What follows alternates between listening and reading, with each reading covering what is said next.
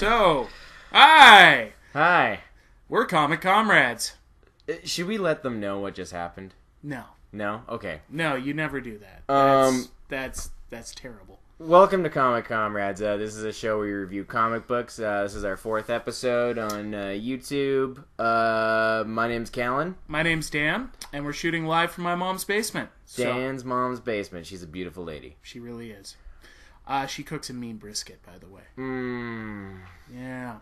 So, today we're doing an entire episode about one of our favorite comic companies, Image Comics. Image Comics. Todd McFarlane, Calgary boy. We are Calgary boy. Well, you're... Yeah, we're Calgary boys. Yeah, we're Calgary boys. Todd McFarlane, graduate of William Aberhart High School. Mm-hmm. Fine institution in Northwest Calgary. I never went there. No. I smoked weed with kids that went there. How was that? It's good. It's good. Yeah. Anyways, so today we've got a couple individual reviews that we'd like to bring you guys up on. Yep. We got our tag team. Yep. And we got a couple other things we want to talk to you about. So without further ado, Cal? Yeah. So my individual review today is Image's Rat Queens. I think this is a fairly new comic. It feels new. It smells new. Tastes new. It tastes new. This is the trade, and I don't know if they did single issues or not. They probably did. I never do my research. Anyway, this was written by, or at least the story was by, Curtis J. Webb. He wrote it, or came up with it. The art and the covers are by Rock Upchurch. Love your name, bro. I don't know if that's real. I hope you do porn. Yeah. With a name like that, you should be doing porn.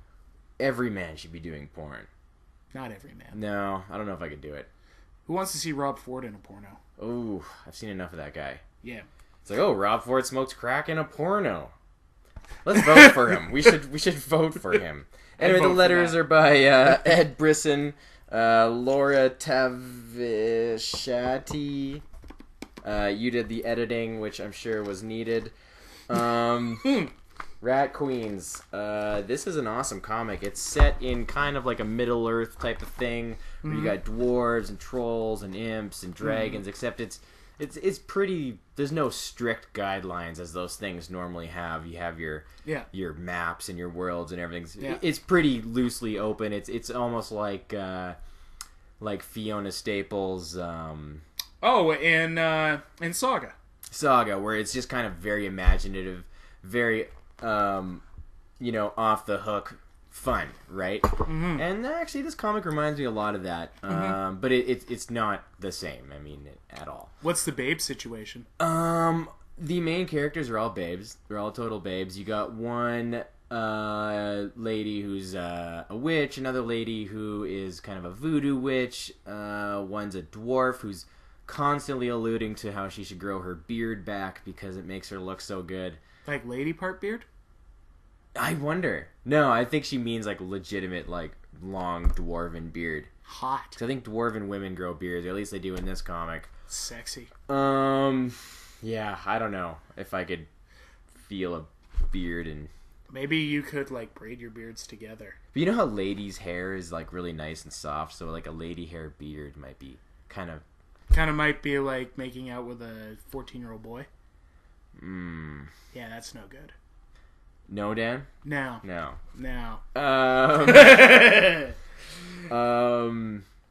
And one girl who's kind of like a little imp, and she's kind of definitely the writer's favorite. You can tell she's used a lot for comic relief. They're all used for comic relief. It's a comedy comic.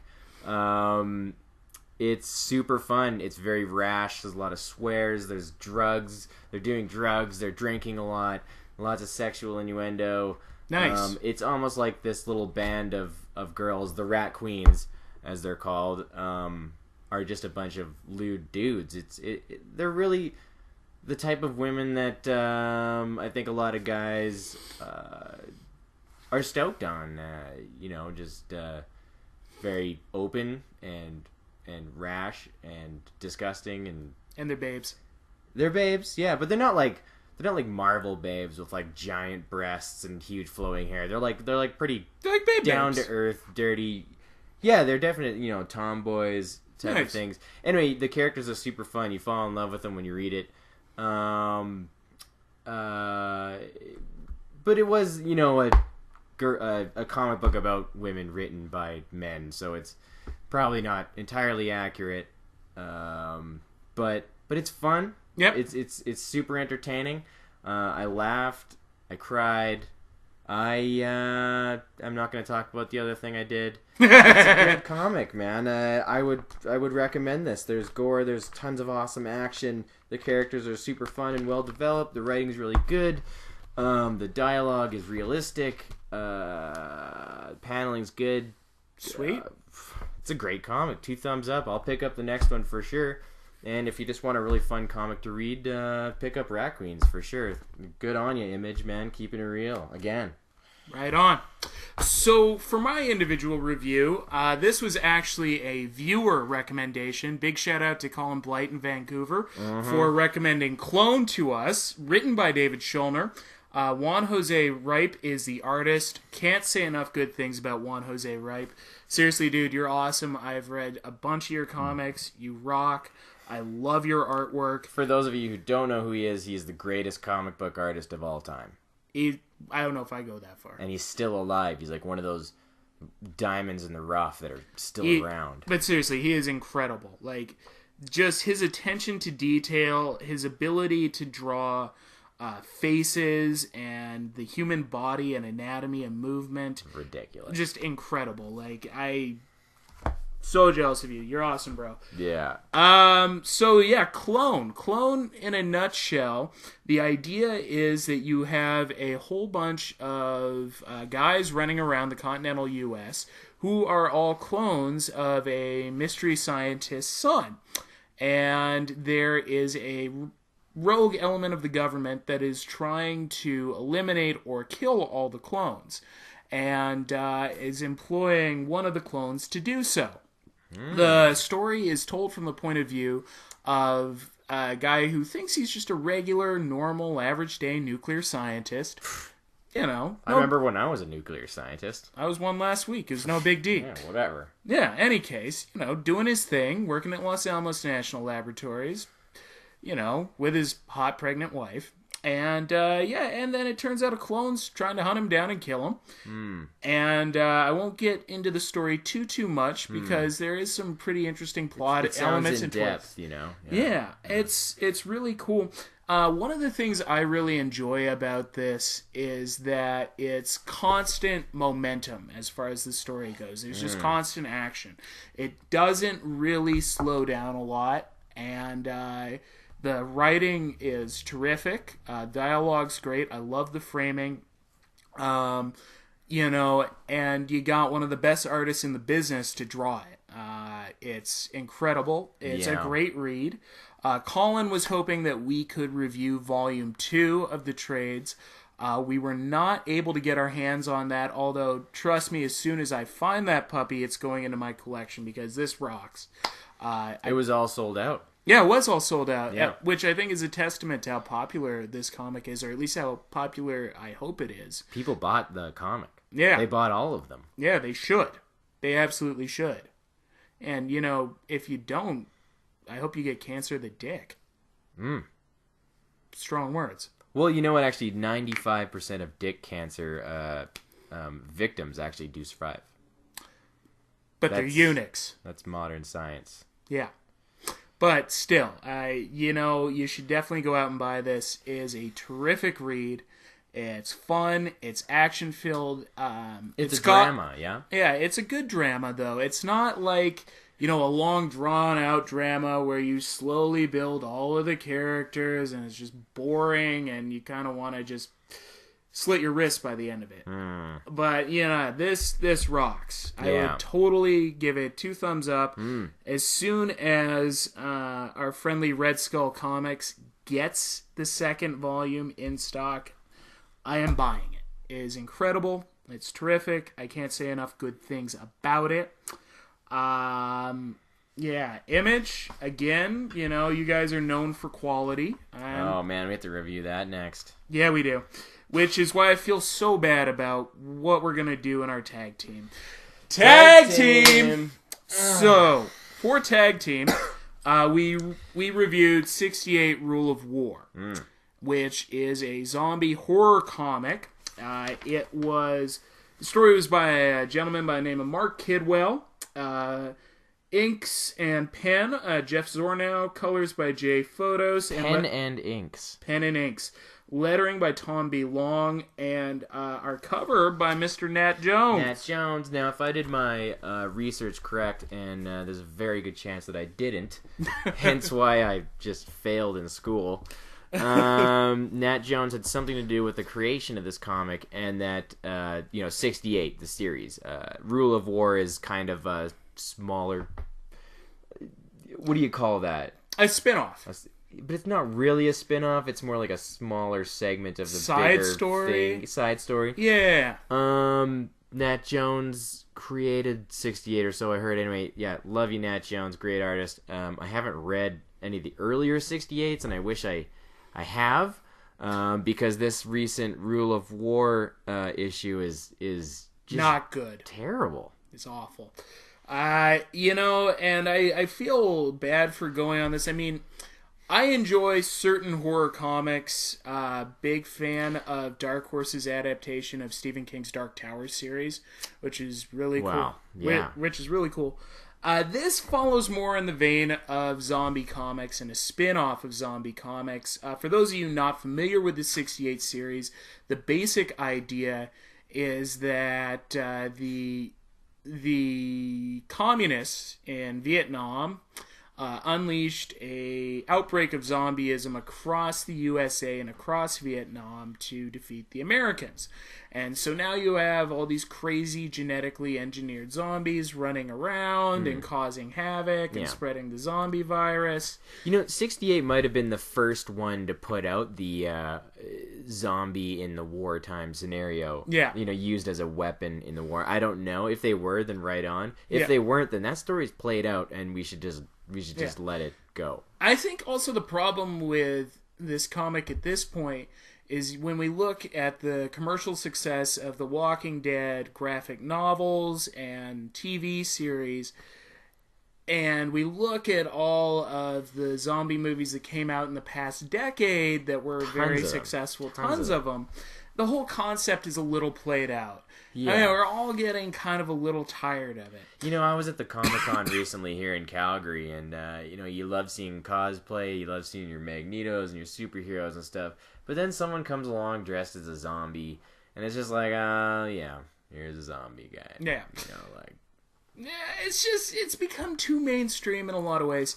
And the other issue with 68 Rule of War is that it's just constant torture and gore and suffering. And I get it, horror comics, a lot of you folks out there, you want that, you're into it. But I think it's played out. It doesn't do it for me. Literally every page of this comic is just a bloodbath. And, that's all well and great, but it's really unrealistic gore. Like, whoever they got to draw it, I don't think was very particularly good at drawing gore. Yeah. Well, and the thing is like, for gore to be effective, you have to build characters a certain amount. And then just murder them. And just murder them, right? Again, going back to Walking Dead, that's why it's so successful, is you start to love these people, and then you see them dismembered in horrific ways, or killing themselves, or... just all sorts, or killing each other, all sorts of crazy-ass stuff. It's just kind of like boom, boom, boom, boom, boom, and you don't really... There's nothing redeeming about any of the characters. No. You don't care one way or the other about what happens to them, and it just sucks, dude. Yeah, it's boring. It's just boring. And anyway, it's unrealistic. It's boring. I don't know much about the 68 series. It's been around for a while. So, we're obviously not experts on it. But yeah, this comic is like blah. Yeah. So, I mean, I give it a thumbs down. I would give it a thumbs down too. Unfortunately, I'm not going to buy it again. Typically, Image, you guys produce a lot of stuff that I enjoy. This seems like a money grab to me. Yeah, this seems kind of just riding the zombie fad into the dirt. Yeah. At this point. So, sorry, not good for me. Yeah, love you, Nat Jones. Love you, Image. I mean, obviously, guys, you can't put out magic every time. But don't put out shit either, Yeah, it wasn't great. What do we got next here? Well, speaking of shit, we've come to the Shame on You section of the show, or as you have suggested, we call it the IDW section. Yay! So IDW has done it again. They have thrust yet again another unmitigated, disastrous pile of shit upon us in the form of Triple Helix. Now, we're going to get into what makes this such a piece of shit. Yeah, we're just going to put the cover up here and just what comes to mind? Dear viewers, now look at the big X here. Has there been another comic out there that has used this letter with... Has a giant silver strong man and a kind of beast man. I mean, he's even got hands on his feet, just like Beast. So, or a flying African American woman in a black and blue costume. Let's just go through the characters here. Here we have Storm. Here we have Colossus. The Beast. Oh, he's even got sharp teeth. Yeah. And then kind of a Jubilee Cyclops kind Johnny Storm ripoff. Yeah. But that's Fantastic Four. But this is obviously and this actually brings me to a good point, because when we look at the characters in Triple Helix, it's basically kind of like Fantastic Four molested the X-Men, and this is kind of like the misbegotten bastard children of that horrific, traumatic experience. Well, and what's so funny is spin-offs tend to come out early on. It's weird to see a total rip-off come out, years and years and years after these big titles. Yeah. It's almost like the writer and artist, Mr. John Byrne, did not realize what he was doing, or he had a gun to his head, or he was smoking copious amounts of crack and needed to feed his addiction. I don't know, but this is just crap. And it's just like, why? It's just like, why would you do this? Yeah. Why would you totally rip off X-Men completely? And IDW, you guys should be sued for this. Yeah, but I mean, and here's the thing is, I'll flip to one of the last pages here. Oh no, who do these giant fucking robot monsters remind you of, people? With this evil scientist. It's bullshit. It's absolute fucking bullshit. I hate it. And the thing that sucks about this is I feel bad for this guy, because I know how difficult it is just to write comics. So imagine writing and drawing something all yourself. That's a tremendous amount of work. But it's a disaster. It's an absolute disaster. Yeah, he wrote and drew it, and it's just a complete rip-off. We all do things where, we think we come up with an original idea, and it turns out, not to be at all. But this is just sickening. And the thing that really, I feel like his editor and publisher shit the bed, because somewhere along the line... Yeah, big time. Somebody should have said to him, hey, John, maybe this is copyright infringement. Hey, John... Didn't Stan Lee do this 50 fucking years ago? Yeah, or hey, John, what are you got hired by Marvel and you're drawing X-Men now? Yeah, it's just, buddy, what's going on?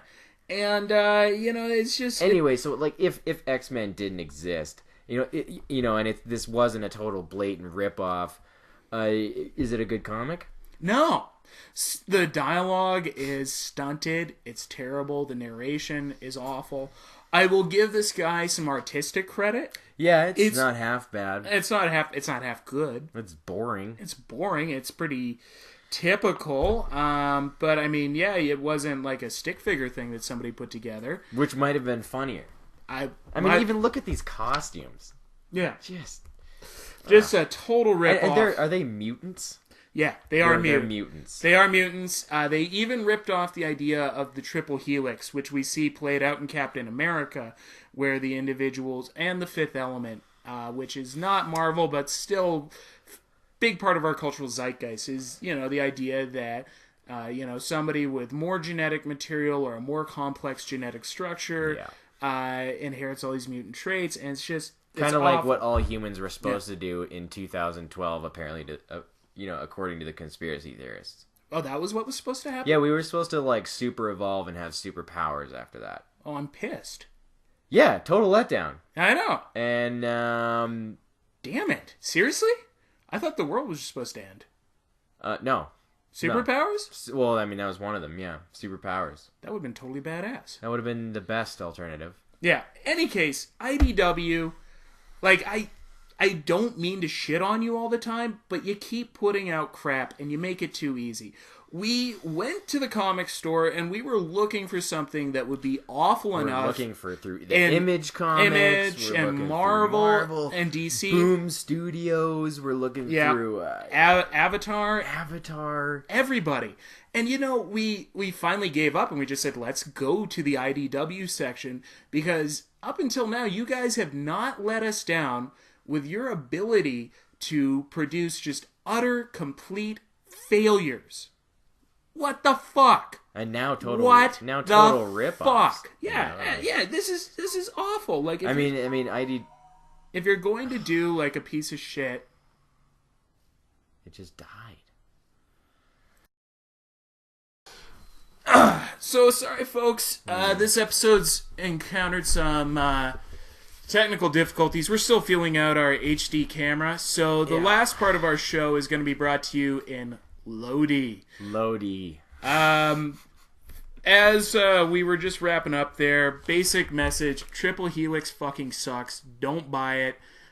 IDW, get your shit together. That's about all I gotta say. And that's just straight up copyright infringement. Yeah, seriously. Like, you should watch yourselves on that one. Yeah, be careful. But this brings us to a good portion, which is our Classic Corner. Yeah, Classic Corner is where we review classic comics. And we're going back to Image again. As per the show's specifications, I Kill Giants. Written by Joe Kelly, art by J.M. Ken Nimura. Dan, this is your hardcover copy. Yes, it is. And it's signed, and it's got a sweet drawing in it. And it's got an illustration by J.M. Ken Nimura. So I'm just going to put that down. Yeah. And I'm not going to open it again.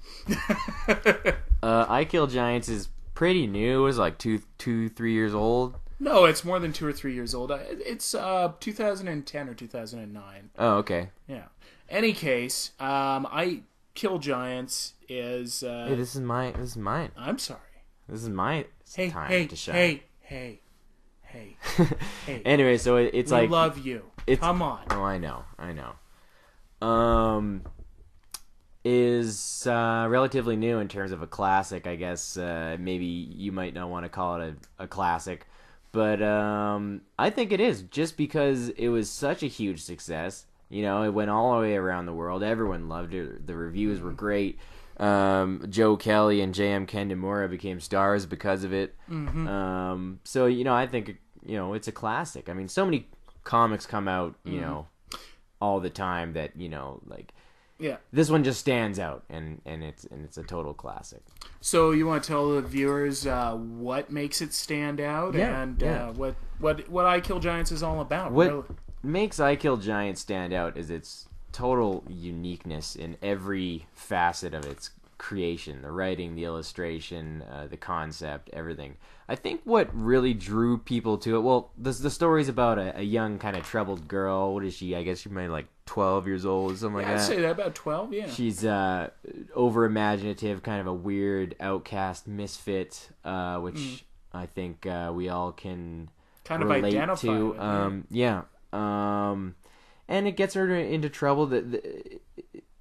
Her fantasies kind of tend to lead you, the reader, to think that, in fact, maybe they're real. Mm-hmm. But, I mean, I don't want to give away a whole bunch of stuff. There's some serious cliffhangers in it, and some serious revelations in the comic that just leave you kind of gasping for air. So I'm not gonna go into the comic. You should just read it and find out for yourself. But yeah, it's about a young girl who's troubled. She's going through hard times, and she's just has a very unique imagination. It's beautifully illustrated. It's a wonderful comic. It's a very unique story. Totally would recommend it. Almost it's a really good buy for the young adolescent in your life, I would say. There's a lot of stuff there that I think a lot of kids could identify with. Yeah, you can identify with so much of it. Young kids, adults too, everyone. Yeah. But specifically for young kids, I bought it for my niece and everything. Because the character is so realistic, like, it's all written so realistic. It's so real. Like, it takes you into another world. Is it black and white? It is. It all is black and white, and yeah. it's so rare for a black and white comic to take you away like that. Yeah.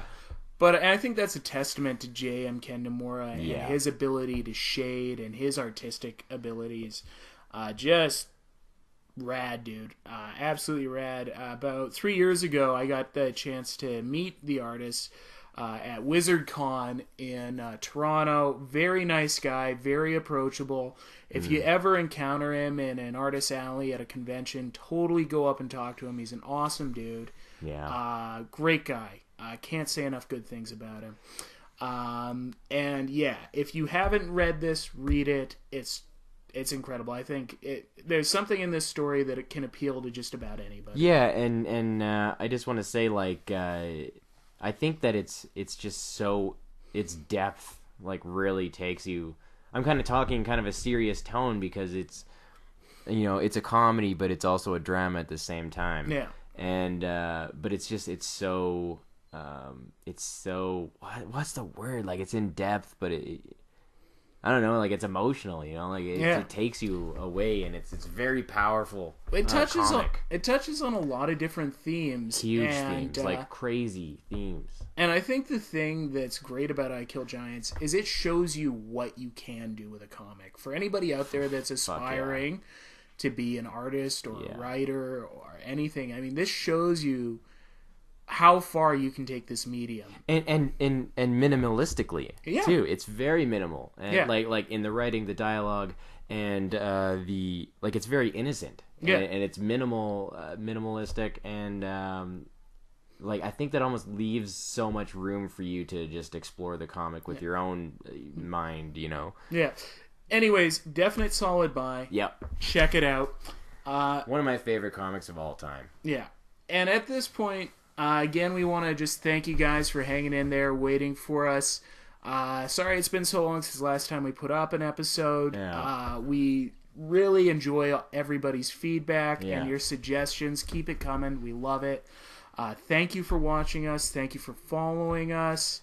One more time, IDW, get your goddamn shit together. Please, I really don't want to have to keep shaming you, but I will. I will for your own good. It's like, I don't know what else to say about that. But in any case... Yeah. Anyway, we're going to be back on track. We're going to be filming more aggressively, so there'll be more episodes coming soon. At the end of the show, we like to do who would win in a fight, and that's kind of self-explanatory. But we left the last episode with who would win in a fight between Punisher and the Joker. Oh, yeah. Good one. And did you have time to think about this? I did. And I really do feel that I think despite Joker's diabolicalness, I think Punisher would totally kill him. I think one of the reasons why Joker thrives in Gotham is he knows that Batman doesn't have the guts to pull the trigger on him. Right. And he uses that against him. He uses that against him. Whereas I think Punisher is just a lot more cold, efficient, and ruthless. I think it would be and he's not as showy. I think you just snipe him. Yep. It would be if they got into close combat, it'd be a vicious battle. But you know, I think if Frank Castle can murder basically every member of the mob in New York, chances are he could take down the Joker. Yeah, I agree with you. Punisher would destroy the Joker, and I think Joker would get a couple good punches in. But I think Punisher, he would just wreck him, and I would love to see that. Yeah. So, Punisher. That's what we're saying. Leave your comments below if you disagree or if you agree with us. Yeah, and or if why and why. Yeah, we would love to hear it. For next episode, I want to leave you guys with something from the Marvel Universe. Let's think about this for a second, kiddos. The Thing versus the Hulk. Now, I'm not talking about any Gray Hulk or Red Hulkness. Plain old Green Hulk. That's already been done. Has that been done? Yeah. Who won? The Hulk destroyed the Thing. Did he? Yeah. I would have thought the Thing would have given him more of a fight. No. He wrecked him like nothing. All right. Dude, the Hulk gave Superman a fucking run for his money. When did that happen? Seriously? Yeah. All right. So we're going to leave you with something off the top of our heads, which, since it's an Image episode, let's go Spawn versus Wolverine. Ooh. Hey? Good one. Let's do that. Let's do that. So leave your comments below, and we'll discuss that next episode. Thanks, guys. Thank you. Have a good one. Yay. Yay.